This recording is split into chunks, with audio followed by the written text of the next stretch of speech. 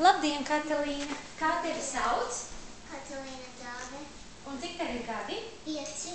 5 gadi. Katalīnai 5 gadi. Mani sauc Everita un es esmu Katalīnas mamma.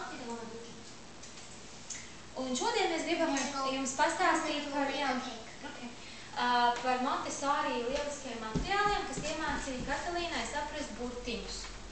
Ne burtiņus, bet cipariņus un cipariņu nozīmi un ietilpību.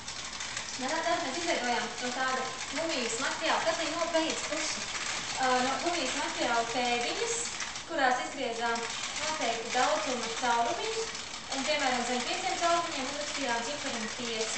Un tāpat arī, tātad līdz 10, no 1 līdz 10 šos cipariņus, un tas palīdz bērnam saprast nulles konceptu. Nulle, jo nulle ir nekas, ja? Citādi bērnam ir ilgi saprast, kas ir nulle.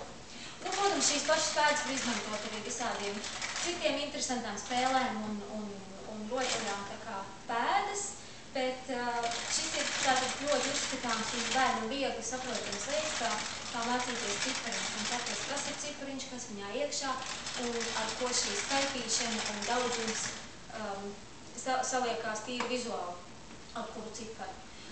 Tas tā ir mūsu tāda lieta, ar ko mēs gribējām padalīties un cerams, ka jums noderēs, jo kopā arī kaut ko tādu taisīt mammai un bērnam ir ļoti interesanti un, protams, noderīgi.